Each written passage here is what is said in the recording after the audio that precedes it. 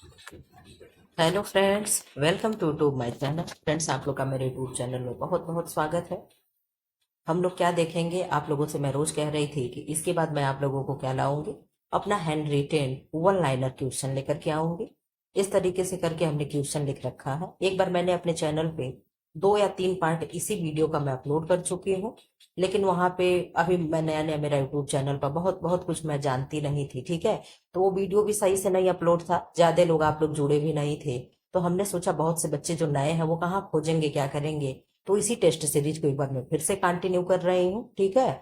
और आप लोग क्या करिएगा, अपना आंसर आप लोग खुद वन लाइनर लिखने की कोशिश करिएगा, क्योंकि अब हम लोग एलटी मेंस का एग्जाम देने जा रहे हैं। तो मेंस में हम लोगों को हाथ चलाना पड़ेगा, तो यहीं पे क्यों ना हम लोग अपने हाथ चला लें, अपने दिमाग को ब्रॉड कर लें, खोल लें। इसीलिए हम ये क्वेश्चन लेकर के आए हैं। आप लोग टेस्ट सीरीज चला रही हूँ, इसमें कितने क्वेश्चन है, 1,000 समथिंग कुछ क्वेश्चन होंगे। लेकिन मैं, अगर आप लोग इसको पसंद करोगे, ज्यादा से ज्यादा लोग देखेंगे, इसका रिस्पांस अच्छा मिलेगा, तो मैं ये क्वेश्चन इस तरीके से आप लोगों के लिए लिख करके मैं इसे 1,000, मान लीजिए 1,100 है, तो मैं इसे 2,000 तक भी पहुंचा सकती हूँ। फिलहाल आप लोगों के रिस्पॉन्स के ऊपर डिपेंड करेगा, ठीक है। आप लोग जान लिए हम लोग को देखना क्या है। अब मैं आप लोगों का एक बार हालचाल पूछ लूं। मैं उम्मीद करती हूँ आप लोग स्वस्थ होंगे, मस्त होंगे, पढ़ाई लिखाई में व्यस्त चल रहे होंगे। पढ़ाई लिखाई में आप लोग व्यस्त हो जाइए। मैंने शॉर्ट्स वीडियो अपलोड किया था, आप लोग उसे देखे होंगे कि एलटी में कितना नंबर ले आए तो क्वालिफाई हो जाएंगी। एससी, एसटी और ओबीसी जनरल के जो भी बच्चे हैं वो कितना कितना नंबर ले आएंगे तो क्वालिफाई कर जाएंगे। जो लोग ना देखे हों तो जाकर के देख सकते हैं, इसी चैनल पे शॉर्ट्स वीडियो मैंने अपलोड किया है। बहुत बातें हो गई, हाँ, जो लोग नए हैं वो क्या कर लें, चैनल को सब्सक्राइब कर दे, क्योंकि इस तरीके का वीडियो आप लोग को कभी भी अपलोड होते मिल जा रहा है। शाम को 5 बजे मेंस की क्लासेस चल रही है, हफ्ते में 2 से 3 दिन मेंस चलेगा, 2 से 3 दिन चाइल्ड डेवलपमेंट या जो भी चीजें चलेंगी कंटिन्यू चलती रहेंगी। मेरे चैनल पे 2 वीडियो अपलोड होता है, कभी कभी शॉर्ट्स भी अब आ जाया करेगा, तो इसको लेकर के 3-4 हो जाएंगे। तो अगर आपको तैयारी करना है मेरे साथ जुड़ करके, आप जाकर के पहले तो चैनल पे जाकर के विजिट करें, देखें कि कैसा क्या चीज है। अगर आपको जरूरत हो कि सब्सक्राइब कर लेना चाहिए तो कर लें, क्या ही जा रहा है, आपका क्या ही मेरा जा रहा है। फिलहाल बहुत बातें हो गई, हम लोग अपने क्लास को शुरू करते हैं।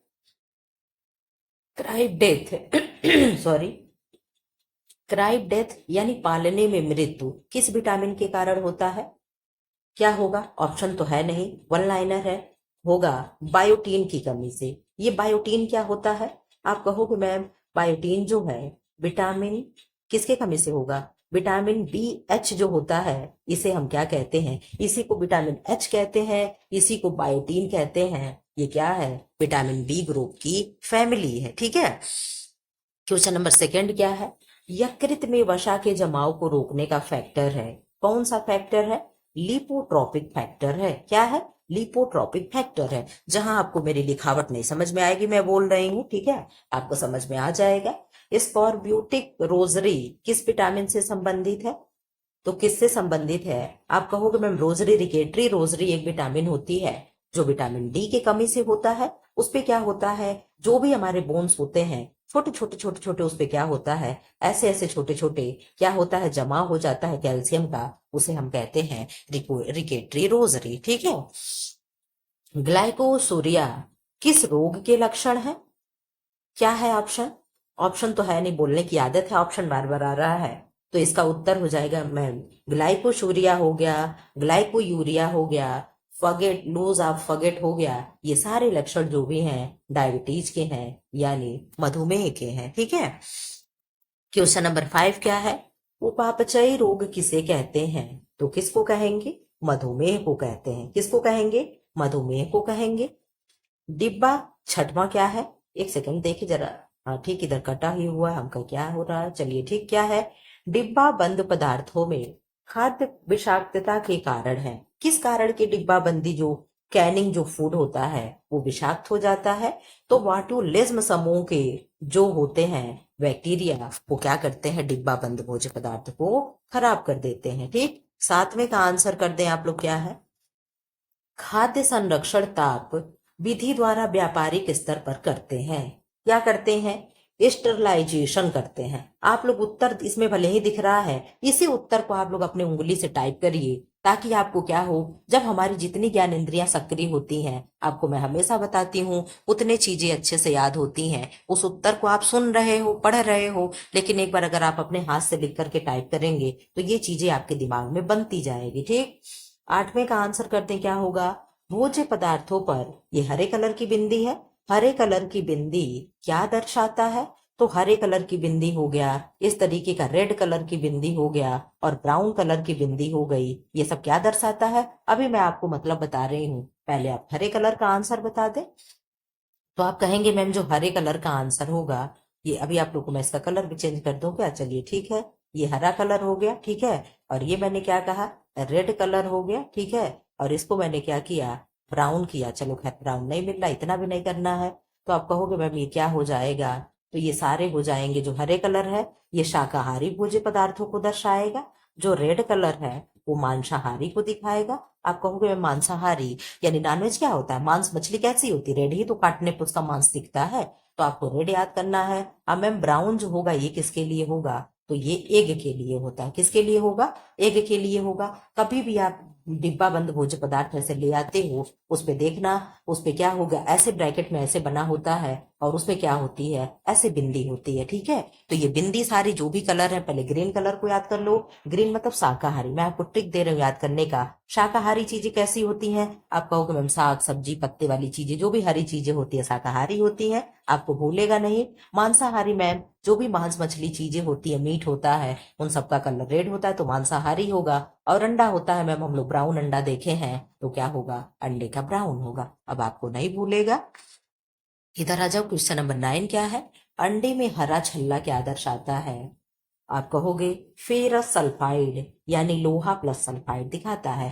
फेरस मतलब क्या होता है? लोहा होता है। लोहे का सूत्र क्या होता है? आयरन का Fe होता है, ठीक है। तो Fe से ही फेरस हो गया है, और फेरस प्लस सल्फर मिलकर के क्या बनाएंगे?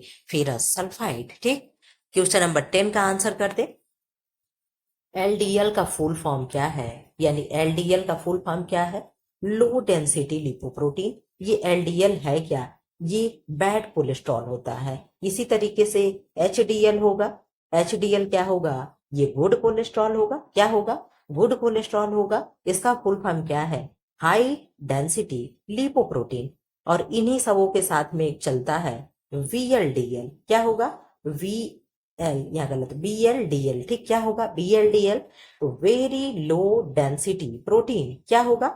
वेरी लो डेंसिटी प्रोटीन, ठीक है। वेरी लो डेंसिटी लिपोप्रोटीन में केवल प्रोटीन है, लिपोप्रोटीन। ये क्या होते हैं? ये सब कोलेस्ट्रॉल के टाइप है। यहाँ पे सारी चीजें लिखी गई है, मैं वहां कथा सुनाती रही। चलिए क्या है, ठीक है, कोई बात नहीं। क्वेश्चन नंबर 11 का आंसर करते। HDL का फुल फॉर्म क्या है? High density lipoprotein. क्या होगा? High density lipoprotein. आप लोग अपना कमेंट बॉक्स में ऐसे आंसर टाइप कर करके देते रहे। बैड कोलेस्ट्रॉल किसे कहते हैं? तो LDL को हम बैड कोलेस्ट्रॉल कहते हैं। 13 का आंसर क्या होगा? इससे वन लाइनर पढ़ने से क्या हो रहा है? आपका समय बच रहा है, क्योंकि ऑप्शन नहीं आप लोग के साथ है। आज सोचने के लिए भी आपको वो मिलेगा। आपको ऐसे अब मैं लाया करूंगी ना, तो मैं केवल प्रश्न लाऊंगी, आंसर नहीं रहेगा। आंसर आप लोग बताओगे, मैं भी साथ में लिखती चलूंगी। अब इस तरीके से मैं कुछ करूंगी आप लोगों का दिमाग खोलने के लिए, क्योंकि अब आप लोग मेंस दे रहे हो, तो आपके सामने से मैं ऑप्शन को हटाने की कोशिश करूंगी, ठीक है। तो बैड कोलेस्ट्रॉल क्या होगा? LDL होगा।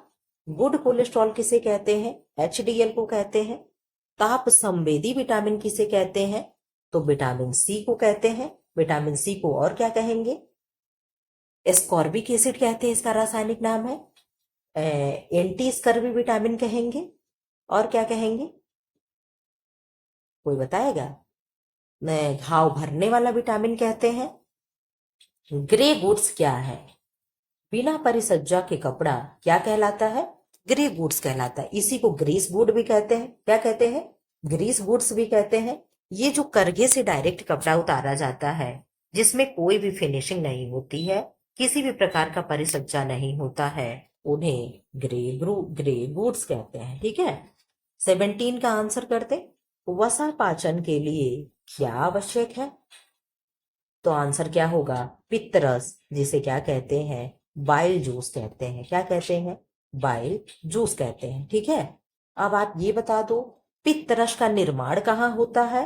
और पितरस स्टोर कहाँ होता है? आप अपना आंसर दें, तब तक मैं ये लिख रही हूँ, आपको मैं समय दे रही हूँ। निर्माण कहाँ होगा और स्टोर कहाँ होगा? आपको दोनों आंसर चाहिए मुझे। तो आप कहोगे मैम स्टोर तो होगा पित्ताशय में यानी गॉल ब्लैडर में। कहाँ स्टोर होगा? पित्ताशय में यानी गॉल ब्लैडर में। और निर्माण कहाँ होगा? तो आप कहोगे निर्माण होगा, कहाँ होगा? लीवर में। कहाँ होगा? लीवर में निर्माण होगा। ठीक है, कहाँ होगा? लीवर में। तो पित्त रस किसका पाचन करेगा? आप कहोगे मैम वसा का यानी फैट का। पित्त रस कैसा होगा? अम्लीय होगा कि क्षारीय होगा? तो आप कहोगे मैम पित्त रस कैसा होता है, ये तो आप लोग बताएगा, मैं नहीं बताऊंगी। ठीक। निर्माण क्या कहाँ होगा? लीवर में। स्टोर कहाँ होगा? पित्ताशय में। इतनी चीजें आप जानते चले। क्वेश्चन नंबर 18 का आंसर करें। आप लोग भी अपना, जब मैं पूछूं तो तुरंत आप लोग टाइप करना शुरू कर दें। मेरास्मस किसके कमी से होता है? तो मेरास्मस क्या है? प्रोटीन प्लस CHO यानी कार्बोहाइड्रेट की कमी से होने वाला डिजीज क्या है? मेरास्मस है। क्वाशियोर रोग किसकी कमी से होता है? तो प्रोटीन की कमी से क्वाशियोर रोग होता है। ये दोनों बीमारी जो है बच्चों को होता है। 1 से 5 वर्ष तक के बच्चों में ये दोनों बीमारी देखने को मिलती है। एक में बच्चा मोटा हो जाता है, मून लाइक फेस हो जाता है, उसके शरीर में ओडिमा हो जाती है यानी पानी भर जाता है, स्वेलिंग हो जाती है। और एक बच्चा जो होता है हाथ पैर एकदम पतले पतले हो जाते हैं, लेकिन उसके बैली यानी पेट क्या होता है? निकल जाता है। ऐसा बच्चा कुछ होता है। एक में अब आप ये बताओगे कि किस में बच्चा सूख करके लकड़ी जैसे हो जाएगा और किस में बच्चा फूल जाएगा। इन दोनों रोगों में होता है। किस में बच्चे का चेहरा मून लाइक हो जाता है यानी फूल करके गोल चंद्रमा के जैसे हो जाता है। ये डिफरेंट आपको बताना है कि मेरास्मस में होगा कि क्वाशियोर में होगा। ठीक है, आपको सोचने के लिए मैं ये सब देती हूँ कि आप सोच पाए चीजें। स्वास्थ्य दिवस कब मनाया जाता है? तो 7 अप्रैल को हेल्थ दिवस मनाया जाता है। क्यों हेल्थ दिवस 7 अप्रैल को ही मनाया जाता है? क्यों कोई और डे नहीं मिला? क्योंकि 7 अप्रैल 1948 को क्या हो गया था? WHO की स्थापना हुई थी। इसीलिए क्या है, वर्ल्ड हेल्थ ऑर्गेनाइजेशन की स्थापना हुई थी। इसीलिए 7 अप्रैल को ही हेल्थ डे मनाते हैं। ठीक है। और एक बार तो मैम 21 में पेपर हुआ था जब TGT का, तो उसमें 1945 माना गया है। तो 1945 इसलिए माना गया है कि लोगों ने बैठ करके विचार किया कि 1945 में कि WHO नाम की कोई संस्था बनेगी। ठीक है, यानी यहां से प्रक्रिया शुरू हो गई थी। आपका घर बनता है, मान लीजिए 2 साल में आपका घर तैयार हुआ, एक एग्जाम्पल दे रहे हैं। ठीक है, और आज से इसकी नींव पड़ी है, तो डेट आप कब से लेकर के चलोगे? आज से कि 2 साल बाद से? तो आप कहोगे मैम आज से भी लेंगे, लेकिन अगर गृह प्रवेश का डेट पूछ देगा तो मैं जिस दिन से रहूंगी उस दिन से कहूंगी। तो इसी तरीके से 1945 में WHO नामक कोई संस्था होगी, ये सारा बात विमर्श हो चुका था। तो आपको दोनों दिवस, दोनों डेट याद करके चलना है। कौन कौन सा? 1945 एंड 1948, दोनों आपको याद करके चलना है। ठीक। क्वेश्चन नंबर 21 का आंसर करें। परिवार प्रबंधन प्रक्रिया के चरण क्या है? योजना है, आयोजन है, नियंत्रण है, मूल्यांकन है। इंग्लिश में क्या होगा? योजना और आयोजन दोनों एक ही होते हैं। प्लानिंग होगा, ठीक है, कंट्रोलिंग होगा, मूल्यांकन यानी इवेल्युएशन होगा। ठीक है, ये क्या है? इसी में पूछता है कि पहला चरण क्या होगा, तो पहला प्लानिंग आता है। ठीक है, इधर आ जाओ आप लोग। परिवार के कितने जीवन चक्र होते हैं? आप कहोगे 3 होते हैं। कौन कौन से? प्रारंभिक अवस्था, फिर मध्य अवस्था, फिर क्या होता है लास्ट वाली अवस्था। पहले अवस्था में केवल हस्बैंड वाइफ 2 लोग होते हैं। यहाँ पे एक उनका छोटा सा बेबी आ जाता है। फिर बेबी यहाँ पे पढ़ता लिखता है, शादी विवाह होता है, यहाँ पे वो बड़ा होकर के अपना परिवार चलाने लगता है। फिर यहाँ केवल 2 लोग बच जाते हैं। यही तो है फैमिली वाला। Question number 23। गृह प्रबंध के प्रेरक तत्व कितने हैं? तो 3 हैं। कौन कौन से? मूल्य यानी वैल्यू है, लक्ष्य यानी गोल है, स्तर यानी स्टैंडर्ड है। आप लोग ये नोट्स मेरा देख रहे हो ना, मैं ऐसे ही लिख करके मैं तैयारी करती थी इस तरीके से। क्या ये मुझे किताब में नहीं मिलता? मिलता, लेकिन फिर भी मैं अपना हाथ चलाई थी।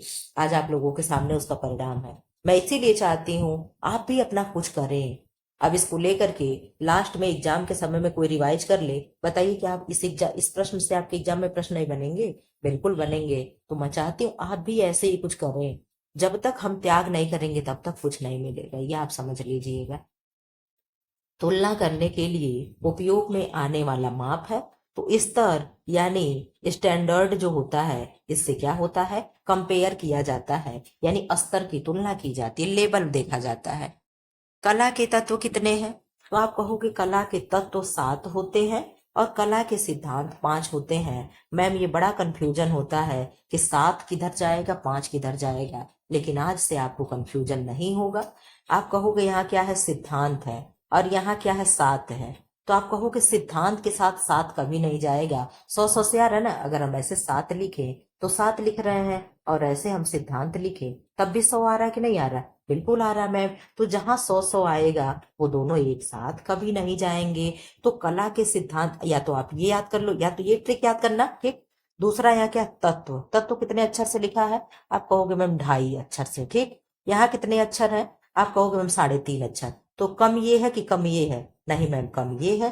ज्यादा कौन है? ज्यादा ये है। तो कला के जब सिद्धांत पूछे तो सिद्धांत जहां ज्यादा होगा वहां कम लगाना, जहां कम होगा वहां ज्यादा लगाना। 2 ट्रिक मैंने दे दिया, जो आपको इजी लगे आप फॉलो कर सकते हो, ठीक है।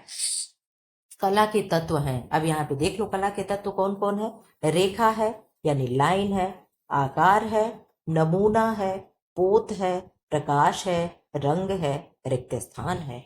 देखो है 7, 1 2 3 4 5 6 7 है ना। तो कला के तत्व कितने हैं? 7 हैं। यह चिन्ह क्लोरीन ब्लीच को दर्शाता है। अच्छा, अगर ऐसे ट्रायंगल बना हो और उसमें इस तरीके से लाइन बनी हो तो ये क्या दर्शाएगा कि इस पे क्लोरीन ब्लीच करना है, ठीक है। अगर इस तरीके से ट्रायंगल बन जाए और यहाँ पे ऐसे घोड़े का निशान बन जाए तो आप इसे क्या समझेंगे? यह अगर टैग जिस कपड़े पे लगा हो तो यहाँ पे इसका मतलब होता है कि ब्लीच नहीं करना है। क्या? ब्लीच नहीं करना है, ठीक है। कला के सिद्धांत हैं। अब कला के तत्व तो ऊपर हम लोग पढ़ लिए, अब कला के सिद्धांत आप लोग बता दे कितना होगा, क्या है? अनुपात है, संतुलन है, अनुरूपता है, समरूपता है, लय है एंड दबाव है। ये क्या है? ये कला के सिद्धांत है। क्या है? कला के सिद्धांत है। क्वेश्चन नंबर 31 का आंसर कर दें। रेखा के आधारी तत्वों में से एक है, क्या है? कला के आधारी तत्वों में से एक है, क्या है? रेखा है। आधार कह रहा है, बिना रेखा के आप कोई भी आधार नहीं बना सकते हो। पहले यहाँ पे क्या होती, बच्चों को हम लोग पढ़ाना सिखाते, पहले डैश बनाते हैं, फिर उनको हम लोग जोड़ना सिखाते हैं, फिर क्या बना, एक लाइन बना, इन्हीं लाइन को जोड़ करके ट्रायंगल बना, इन्हीं से रेक्टेंगल बना, इन्हीं से सर्कल बना। ये क्या है? ये चीजें हम लोग सिखा रहे हैं ना। कि लेकिन बिना रेखा के, रेखा क्या है? यही आधार है। बिना रेखा के हम कुछ नहीं कर सकते हैं। कहते हैं ना हमारा आधार है, हमारा बैकबोन है। यही चीजें होती हैं कि कला के आधारी तत्वों में से रेखा क्या है? रेखा आधार है कला का, ठीक है। गृह सज्जा से तात्पर्य है कम स्थान, कम समय, कम खर्च में घर को सजाना। यानी हमारे गृह विज्ञान का मतलब ही है कि कम जगह में, कम समय में, कम पैसे में, एक ऑप्शन यहाँ पे और होना चाहिए, कम श्रम में, यानी कम मेहनत में, ठीक है, हम अपने घर को सजा पा रहे हैं, वही गृह सज्जा होती है, ठीक है। समय को किसने मानवीय साधन माना है? आप कहोगे मैम समय को मानवीय साधन माना है ग्रास एवं क्रैंडल ने। इसका ट्रिक मैं आप लोगों को दे चुकी हूँ। जो बच्चे नए हों उनके लिए मैं फिर से ट्रिक एक बार बताना चाहूंगी, और आप लोगों का तो रिवाइज हो जाएगा जो लोग पुराने बच्चे हैं, कि मैम समय को किसने मानवीय माना और किसने अमानवीय माना। तो पहले हम लोग देख लेते हैं मानवीय किसने माना है। तो अगर मानवीय क्लियर हो जाएगा तो हम लोग समझ, एक ही बचेगा, तो वो खुद ब खुद क्या हो जाएगा, अमानवीय हो जाएगा। तो इसको समझने का ट्रिक क्या है, यहाँ पे है समय, ग्रास है घास, इंग्लिश में घास को क्या कहते हैं, ग्रास ही कहते हैं ना। जी मैम ग्रास कहते हैं। ये क्रैंडल को हम लोग कैंडल कहेंगे, यानी हम लोग मोमबत्ती कहेंगे, ठीक है। क्या कहेंगे? कैंडल कहेंगे, ठीक। मैम बताते चलिए, हम लोग सुन रहे हैं। तो आप कहोगे मैम, हमसे आप लोगों ने कहा मैम हमारे यहाँ लाइट नहीं आ रही है। आपने क्या कहा? मैम हमारे यहाँ लाइट नहीं आ रही है, और हम लोगों को क्या करना है, घास जो हमारे खेत में लगा है उसे हमें समय से काटना है। क्या आपने कहा? मैम हमारे यहाँ लाइट नहीं आ रही है, हमें घास को समय से काटना है। हमने कहा इसमें कौन सी बड़ी बात है, हम मानव हैं। हमने क्या कहा, इसमें कौन सी बड़ी बात है, आप लोग मानव हो, हम मानव हैं, हम लोगों के पास दिमाग है। हम लोग कैंडल जला करके हम मानव हैं, क्या करेंगे? कैंडल जला करके समय से अपने घास को काट लेंगे। हमने क्या कहा? हमने कहा इसमें कोई टेंशन की बात ही नहीं है, हम मानव हैं। लाइट नहीं आ रही तो क्या हुआ, हम कैंडल जला करके अपने खेत के घास को समय से काट लेंगे। अब ये ट्रिक आपको समझ में आया?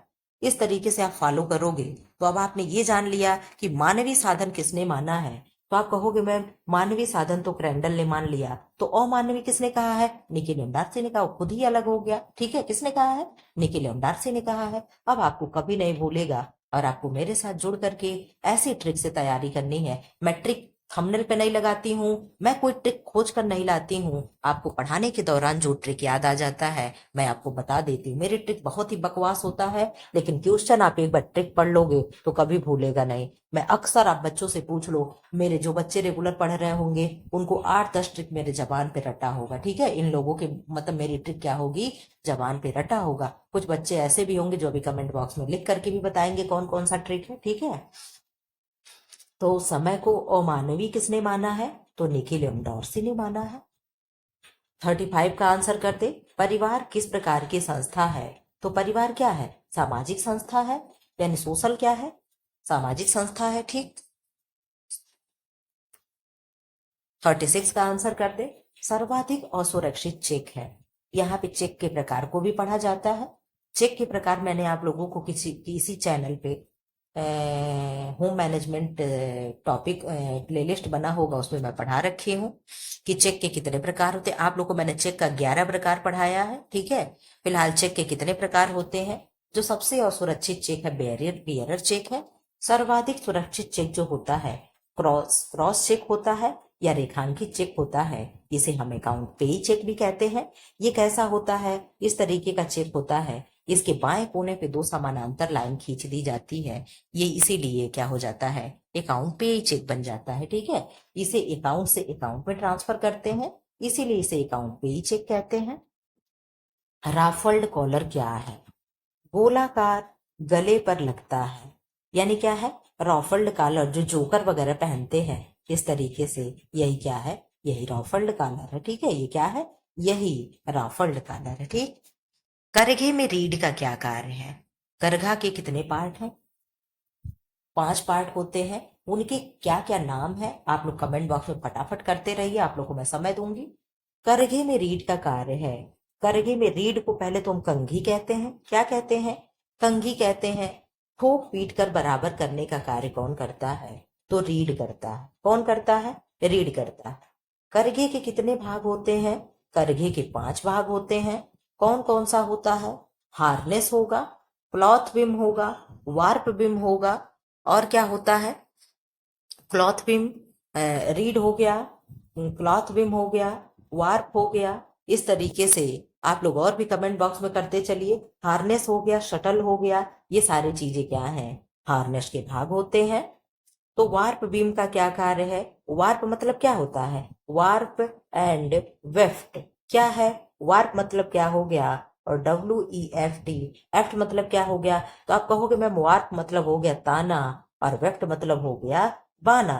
तो जब ये इंग्लिश का शब्द हम जान रहे हैं तो वार्प बीम का क्या मतलब होगा? आप कहोगे मैम जिस बेलन में, जिस सिलेंडर में ताने का धागा लपेटा जाएगा वह वार्प बीम कहलाएगा। और मैंने कहा वेफ्ट बीम क्या है? तो आपने कहा जिस बेलन में बाने का धागा लपेटा जाएगा वह वेफ्ट बीम कहलाएगा। अब इसी तरीके से मैंने कहा क्लॉथ बीम क्या है? तो आपने कहा मैम जो ताने एंड बाने के सहयोग से जो बुना हुआ कपड़ा है वो क्या हो जाएगा? वह क्लॉथ बीम कहलाएगा। यानी क्या होगा? बुना हुआ कपड़ा लपेटा जाता है उसे हम क्या कहते हैं? क्लॉथ बीम कहते हैं। आप लोग को सारी चीजें क्लियर होते चल रही होगी।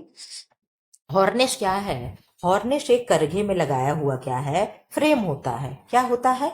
फ्रेम होता है। शटल क्या है? ये जो भी नाम हम लोग ले रहे हैं, warp beam, weft beam, cloth beam, harness, shuttle and read, ये सारे किसके पार्ट हैं? तो आप कहोगे मैम ये सारे पार्ट ऑफ लूम है, यानी करघे के भाग होते हैं। ठीक है, तो शटल का क्या कार्य है? शटल का कार्य भराई का धागा होता है। क्या होता है? भराई का धागा होता है। शटल का आकार कैसा होता है? अभी मैं बना दे रही हूँ। आप कहोगे मैम शटल का आकार यूं होता है, नाव के समान होता है। कैसा होता है? नाव के समान होता है। ये क्या है? ये ऐसी शटल की संरचना होती है। ठीक, 46 का आंसर कर दे।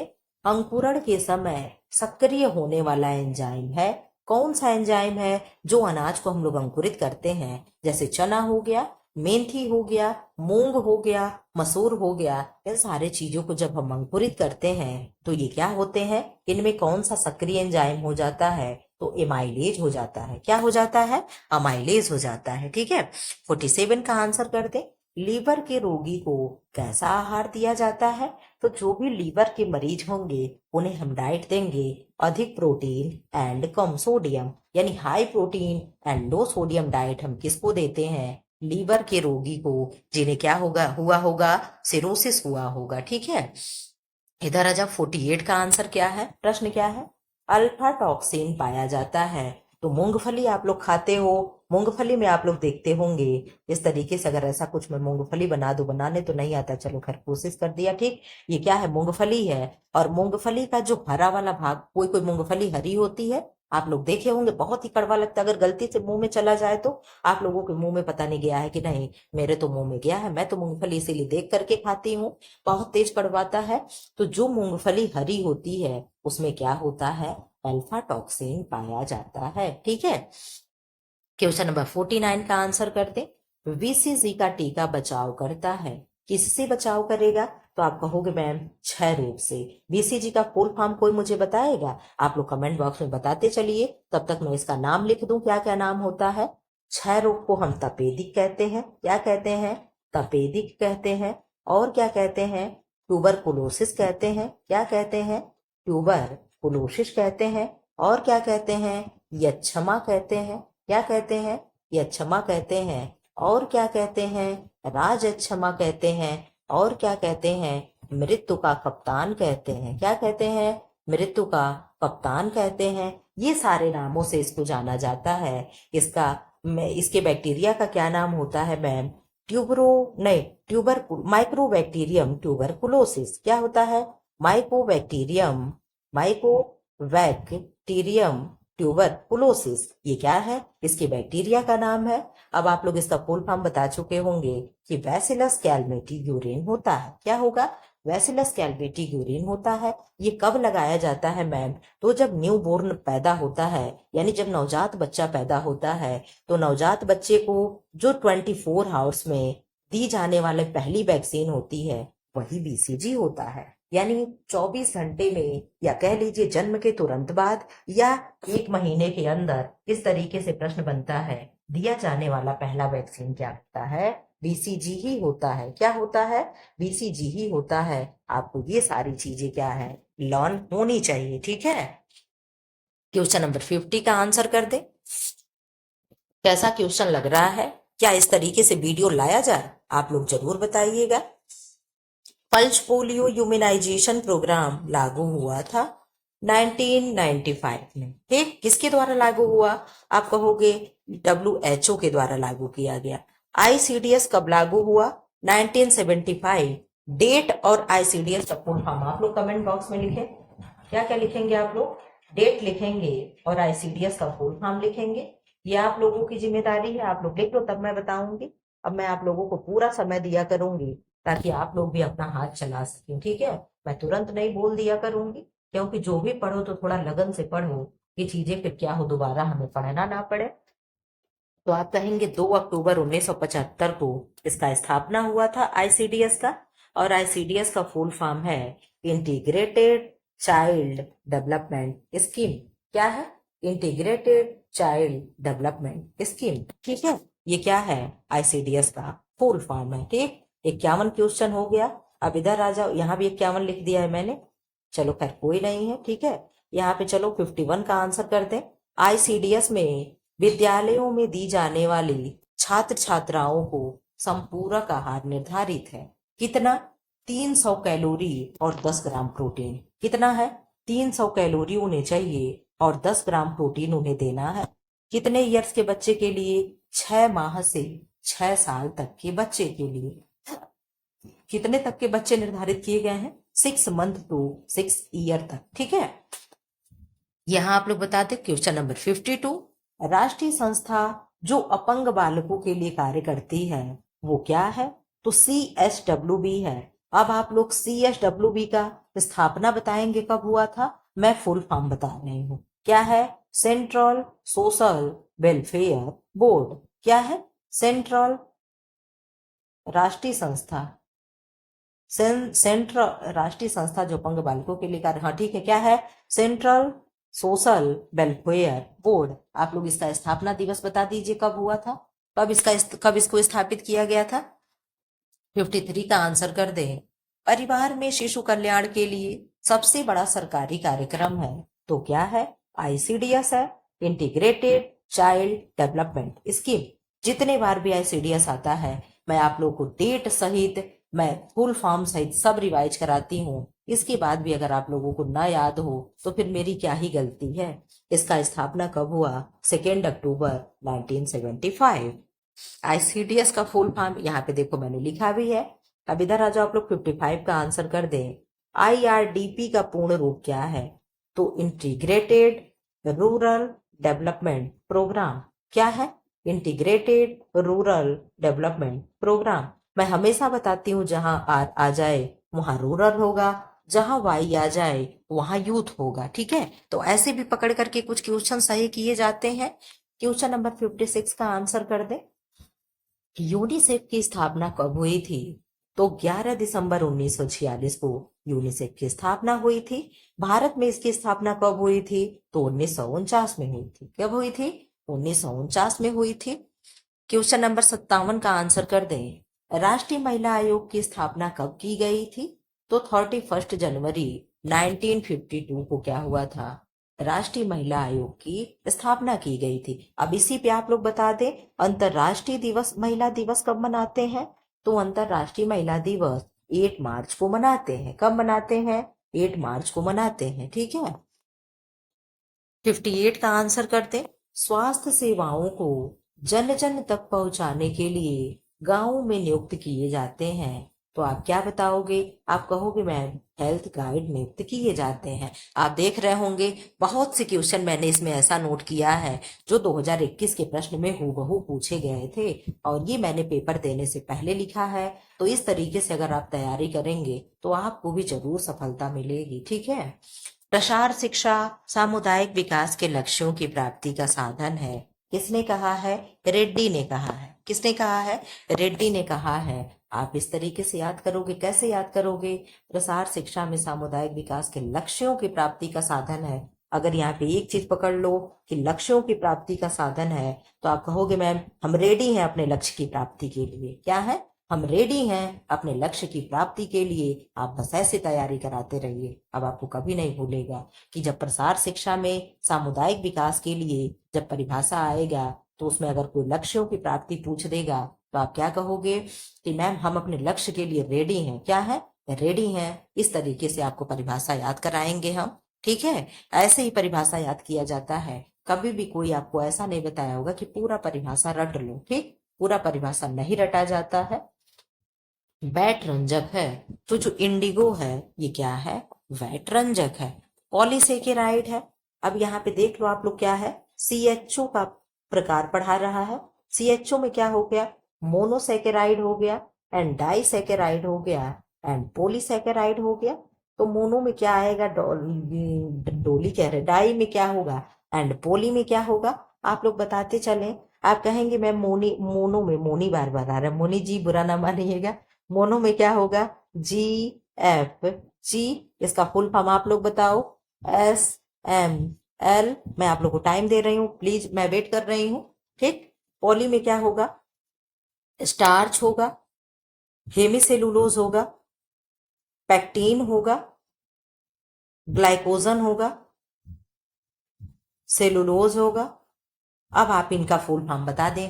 टाइप आप कर रहे हैं कि मैम जी का होता है ग्लूकोज, एफ का फ्रेक्टोज और जी फॉर ग्लैक्टोज। एस का क्या होगा? सुक्रोज होगा, माल्टोज होगा एंड लैक्टोज होगा। ऐसे आपको अब मैं पढ़ाऊंगी। मैं आप लोगों को सारी चीज लिखवा करके छोड़ूंगी। CHO का सूत्र बताते क्या होगा? आप कहोगे मैम क्या होता है? HO2O। ऐसे ही होता है ना कि HO2 क्या होता है? आप लोग बताना जरा। CHO2 क्या होगा, CHO2, ये नहीं होगा CHO2, मुझे भूल गया था। तो ये क्या है, आप लोगों का सूत्र है। ठीक है, अब यहाँ तो सारा आंसर मिल गया आप लोगों को। इधर आ जाओ, क्वेश्चन नंबर 63, डाइसेकेराइड है। यहाँ पे मैंने क्या लिखा, केवल एक लिखा है, डाइसेकेराइड यानी सुक्रोज है। तो क्या आप दो नहीं बता लोगे, आप कहोगे मैम हम एक पे थोड़ा रहेंगे, हम दोनों बताएंगे। क्या है, SML है, तो यस को तो ये सुक्रोज बता दिया, एम से माल्टोज हो गया, एल से लैक्टोज हो गया। हम लोग जब पढ़ेंगे तो हम लोग सब पढ़ेंगे, हम लोग 20 से छोड़कर भाग देंगे नहीं। ठीक है, अमीनो अम्लों की संख्या कितनी होती है, तो 20 होती है। 10 क्या होती है और 10 क्या होता है, तो आप कहोगे मैम एक 10 जो होगा एसेंशियल होता है, क्या होगा, एसेंशियल होगा, और दूसरा 10 जो होगा वो नॉन एसेंशियल। क्या एसेंशियल नॉन एसेंशियल लगा रखा है, आप लोग पूरा बताइए। तो आप कहोगे मैम 10 अमीनो अम्ल जो होते हैं आवश्यक होते हैं, और 10 अमीनो अम्ल जो होते हैं अनावश्यक होते हैं। हम ये कहना चाह रहे थे, बिल्कुल सही, आप बहुत अच्छा बता रहे हैं, आप लोग बहुत अच्छी तैयारी कर रहे हैं। भगवान आप लोगों को जरूर सफलता दिलाएगा, बस आप इसी तरीके से लगे रहें। ओडीमा क्या है, ओडीमा क्या है, आप कहोगे मैम शरीर में पानी भर जाना, या स्वेलिंग हो जाना, या सूजन हो जाना, ओडीमा कहलाता है। क्या कहलाएगा, ओडीमा कहलाएगा। विटामिन B3 की कमी से कौन सा रोग होता है, तो इसमें दिया हुआ है D3, 3D and 4T नामक डिजीज जो होगा विटामिन B3 की कमी से होगा। तो क्या हम लोगों का यहाँ कर्तव्य नहीं बनता है, उत्तरदायित्व तो नहीं बनता है कि ये 3D and 4D के बारे में जानते चले, तो जी मैम बिल्कुल बनता है। तो वन, यहाँ पे आप लोग 1D 2D 3D और यहाँ 4D, इनका फुल फॉर्म बता दीजिए। आप कहोगे ma'am dementia, diarrhoea and dermatitis. क्या है, डिमेंशिया, डायरिया एंड डर्मेटाइटिस। क्या होगा, dementia, diarrhoea and dermatitis. Dermatitis क्या है, स्किन डिजीज है। डायरिया क्या है, लूज मोशन है यानी अतिसार है। और क्या, डर्मेटाइटिस, डिमेंशिया, डर्मेटाइटिस डिमेंशिया, और क्या मैंने बताया, देखो मैं खुद ही भूल गई। Diarrhoea, dementia and dermatitis. Dementia का मतलब क्या होता है, बातों को भूल जाना, कोई भी चीजें याद करना फिर स्किप कर देना माइंड से, ये चीजें क्या होती हैं, डिमेंशिया होती है। और एक मैम यहाँ डी दिया हुआ है, ये सारी चीजें होने के बाद जब व्यक्ति की लास्ट में डेथ हो जाती है तब यहाँ पे हो जाता है 4D। अब आप लोग को समझ में आ गया होगा कि विटामिन B3 की कमी से 3D and 4D क्या होते हैं। आई थिंक आप लोग को आ गया होगा। एक बार कमेंट बॉक्स में लिख दो जी मैम हम लोग को याद है। आप लोग अपना कमेंट बॉक्स में लिखे भी होंगे। तो आप B3 का भी क्या आप रासायनिक नाम बताएंगे, तो जी मैम हम B3 ही नहीं, हम जितने भी बी की फैमिली होती है, B1 B2 B3, मैं लिख लूं आप लोग बताते चले, B5 B6 BH B9 B12, इन सब का हम बताएंगे। ये तो बहुत अच्छी बात है, अगर आप बताएंगे तो।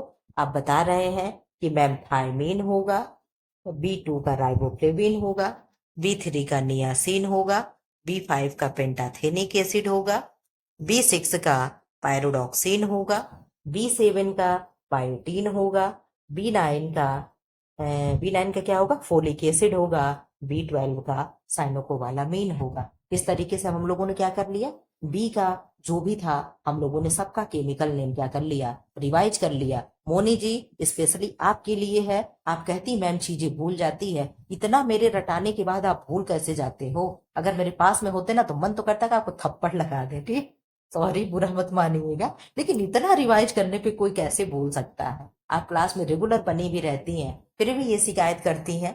थोड़ा सा बादाम खाया करिए सुबह भिगा करके, 2-4 दाना बादाम भिगा लीजिए और उसे सुबह कूच करके खाया करिए। ठीक, क्वेश्चन नंबर 67 का आंसर करें। क्या है 67, ऑस्टियोमलेशिया किसके कमी से होता है। अब यहाँ पे हम लोग पूरा विटामिन डी पढ़ेंगे। ऑस्टियोमलेशिया आपने कहा मैम विटामिन डी की कमी से होगा। विटामिन डी का आप केमिकल नेम बता दो, आप बताते चले या रासायनिक नाम क्या होगा, हम इसके कमी से होने वाले बीमारी का नाम बता रहे हैं। ठीक है, तो विटामिन डी के कमी से क्या होगा, रिकेट्स होगा यानी सूखा रोग होगा। और क्या होगा, पीजन चेस्ट होगा, क्या होगा, पीजन चेस्ट होगा, रिकेटरी रोजरी होगा, क्या होगा, रिकेटरी रोजरी होगा। और क्या होगा, ऑस्टियोमलेशिया होगा। और क्या होगा, ऑस्टियोपोरोसिस होगा। और क्या होगा, ऑस्टियोमलेशिया ऑस्टियोपोरोसिस, बोलेक्स होगा। क्या होगा, बोलेक्स होगा, यानी धनुषाकार पैर हो जाते हैं। ये उबड़ होता है जिसे काइफोसिस कहते हैं। ये सब किसकी कमी से होगा? ये सब vitamin D, calcium and phosphorus की कमी से होता है। इसका रासायनिक नाम आप लोगों ने बता दिया कि डी का रासायनिक नाम होता है मैम कैल्सीफेरॉल। क्या होता है? कैल्सीफेरॉल। ठीक है, इस तरीके से हम लोग पढ़ाई करते चलेंगे। क्वेश्चन नंबर 68 का आंसर कर दे। गेहूं में पाया जाने वाला प्रोटीन होता है। मैंने कल आप लोगों को बताया था, टेस्ट सीरीज चल रहा था सैटरडे वाले दिन। शनिवार को तो संडे, सैटरडे को तो संडे को तो संडे स्पेशल आता है। सैटरडे वाले दिन मैंने आप लोगों को पढ़ाया था कि ग्लूटाइन जो होता है किस किस विटामिन के से मिलकर के बना होता है। तो ग्लाइडीन कौन सा विटामिन था? ग्लाइडीन। और क्या था? ग्लाइडीन और ग्लूटेलिन। क्या था? ग्लाइडीन प्लस ग्लूटेनिन। ग्लूटेनिन बराबर क्या होगा? ग्लूटीन होगा, बराबर ग्लूटीन। यानी ये दोनों विटामिन मिलकर के एक विटामिन बनाते हैं जिन्हें हम ग्लूटीन कहते हैं। क्या कहते हैं? ग्लूटीन कहते हैं। और ये कहाँ पाया जाता है? व्हीट में, यानी गेहूं में। अब नहीं आपको भूलेगा। 69 का आंसर कर दे। हम लोग हो सकेगा तो 100 क्वेश्चन तक करेंगे, उसके बाद फिर बंद कर देंगे। अंडे में पाया जाने वाला प्रोटीन होता है। तो आप कहोगे अंडे में पाया जाने वाला प्रोटीन एल्ब्यूमिन होता है। मैं और भी कुछ प्रोटीन का नाम ले लूं, आप लोग बताते चले। जिन नामक प्रोटीन किसमें पाया जाता है? मायोसिन नामक प्रोटीन किसमें पाया जाता है? मायोसिन। बताएं आप, मायोसिन नामक प्रोटीन किसमें पाया जाएगा? जिन नामक प्रोटीन किसमें पाया जाएगा? और ओसिन नामक प्रोटीन किसमें पाया जाएगा? ओसिन। आप लोग बता दें। तो आप कहेंगे मैम जिन नामक जो प्रोटीन है मक्के का प्रोटीन है। किसका प्रोटीन है? मक्के का प्रोटीन है। मायोसिन हमारे मांसपेशियों का प्रोटीन है। किसका है? मांसपेशियों का प्रोटीन है। ओसिन जो प्रोटीन है हमारे बोन्स में पाई जाती है, यानी अस्थियों का प्रोटीन है। ठीक है, इसी तरीके से आप लोगों से मैं कुछ और भी प्रोटीन पूछ लूं क्या? पूछ लो। मिथियोनिन किसमें पाया जाएगा? आप कहोगे मैम मिथियोनिन जो होता है दालों में पाया जाता है। सही है। चलो हम लोग आगे बढ़ चलते हैं। क्वेश्चन नंबर 70 का आंसर कर दे। क्या है 17 का आंसर? 17 नहीं 70। किसकी कमी से वृद्धि में अवरोध एवं ग्लूकोज वसा तथा प्रोटीन के चयापचय में बाधा उत्पन्न होता है? तो क्रोमियम की वजह से ये सारी चीजें होती हैं। रतौंधी किसकी कमी से होता है? तो विटामिन ए की कमी से होता है। अब विटामिन ए की कमी से, विटामिन ए का पहले तो आप रासायनिक नाम टाइप करें, फिर इसके होने वाली बीमारियों को क्रम से लिखते आए। हम यहीं पे बैठे देख रहे हैं। तो आप कहेंगे विटामिन ए का रासायनिक नाम रेटिनॉल है।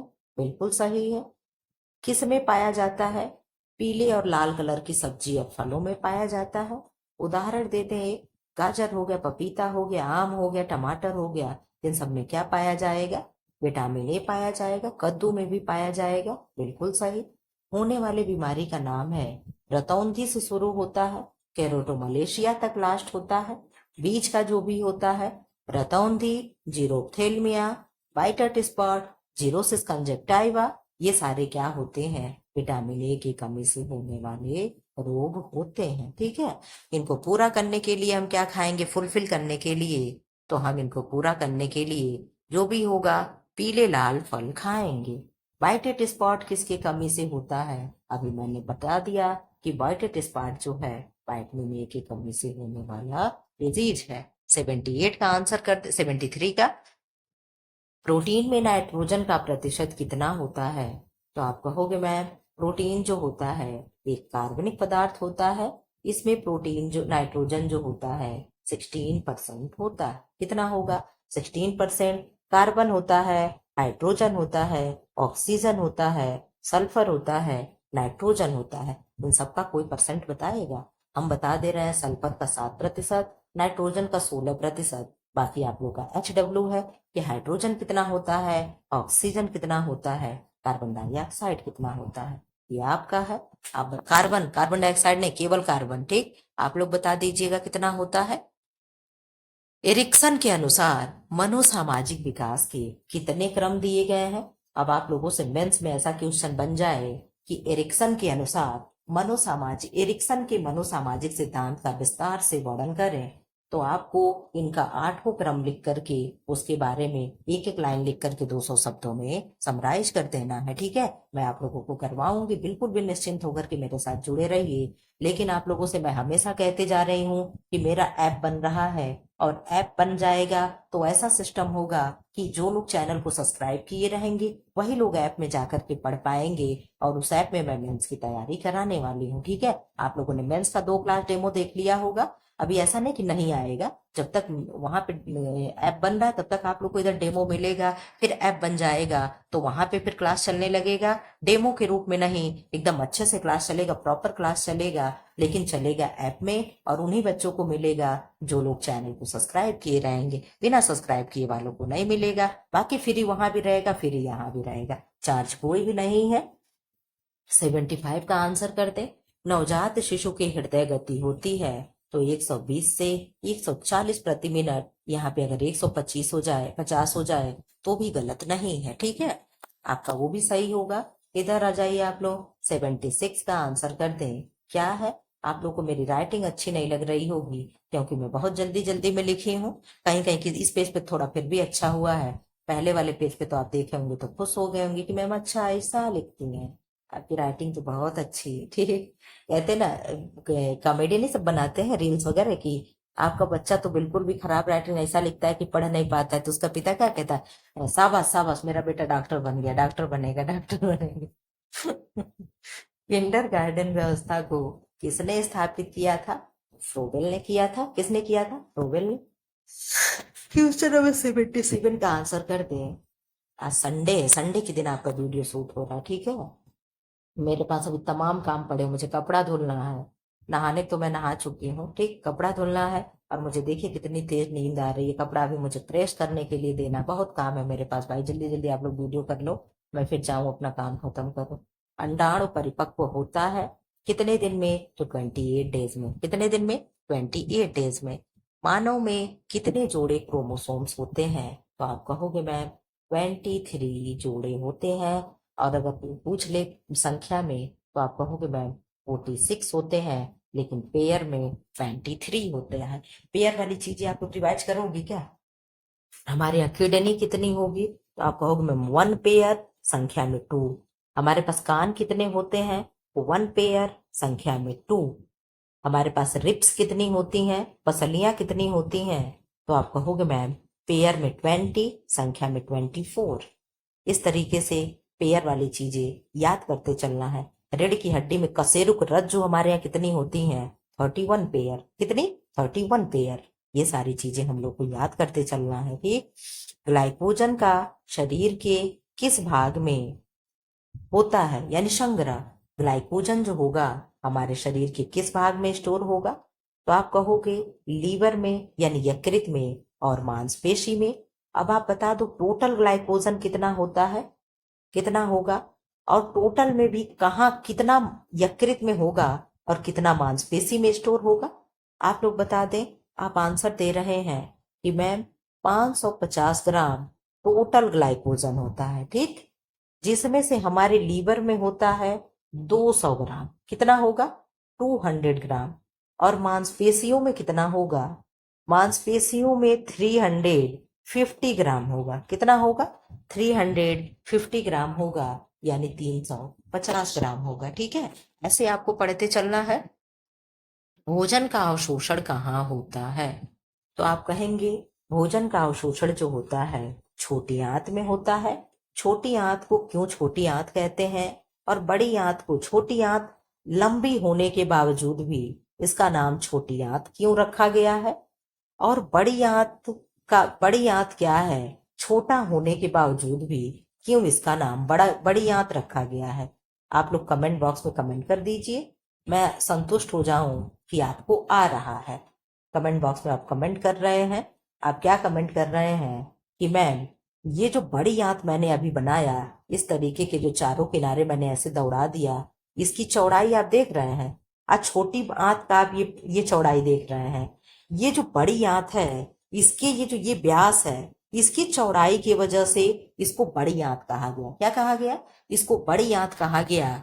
जबकि छोटी आंत लंबी होने के बावजूद भी उसे छोटी आंत कहा गया। तो ये डिफरेंट आपको समझ के रखना है। छोटी आंत के कितने पार्ट होते हैं और बड़ी आंत के पार्ट कितने होते हैं। इंटेस्टाइन हमारे यहाँ कितनी होती है, 2 होती है। एक लार्ज होती है, एक स्मॉल होती है। तो स्मॉल में कितने पार्ट एंड लार्ज में कितने पार्ट आपको कमेंट बॉक्स में बताना है। LARGE। आप कहोगे इसमें 3 पार्ट होते हैं, DJI। कौन कौन? DJI, duodenum, jejunum and ileum. इसके भी कितने पार्ट होते हैं? 3 पार्ट होते हैं। कौन कौन? रेक्टम, कोलम और क्या होता है?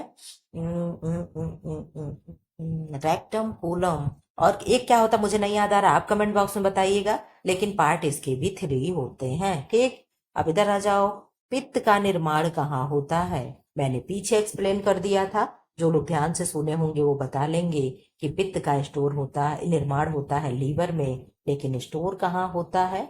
STOR, स्टोर कहाँ होता है? तो आप कहोगे स्टोर होता है गॉल ब्लैडर में। GALL,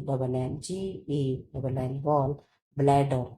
ब्लैडर किसमें होगा? गॉल ब्लैडर में। तो कहाँ स्टोर होगा? गॉल ब्लैडर यानी पित्ताशय में। ठीक है, किसके पाचन में हेल्प करता है? तो फैट के पाचन में हेल्प करता है।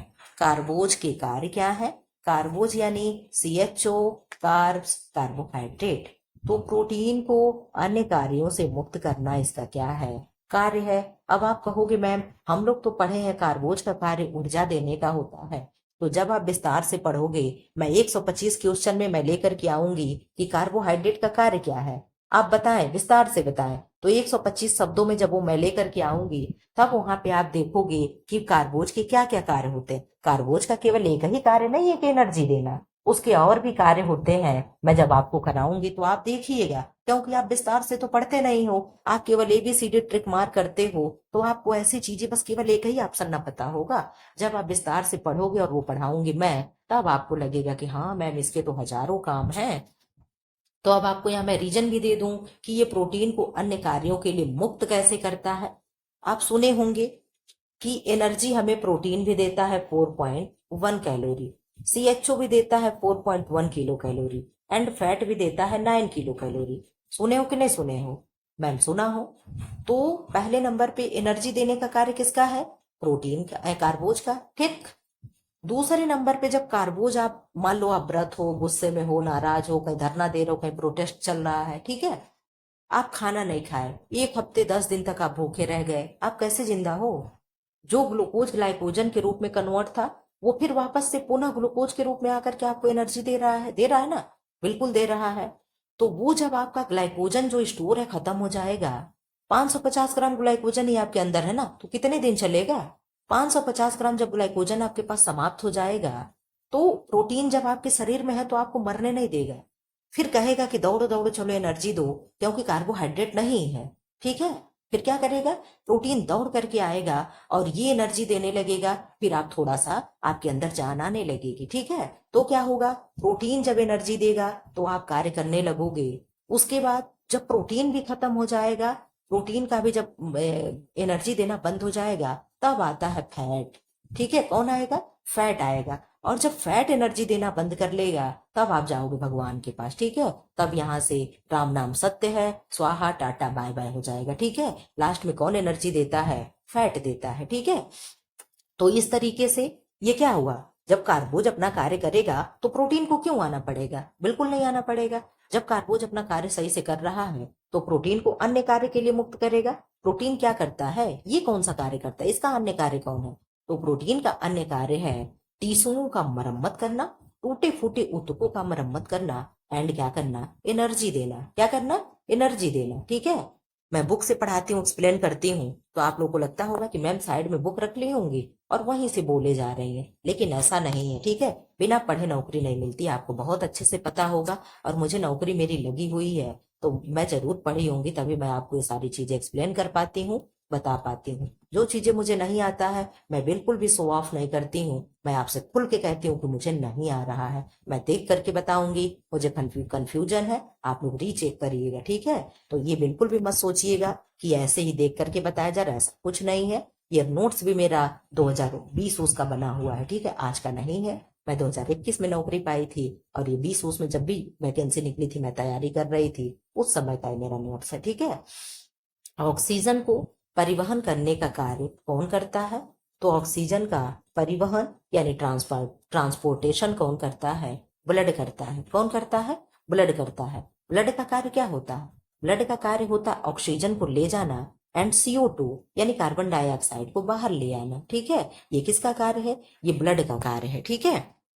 84 का आंसर करें। फलों की शर्करा किसे कहते हैं? तो फलों की शर्करा फ्रक्टोज को कहते हैं।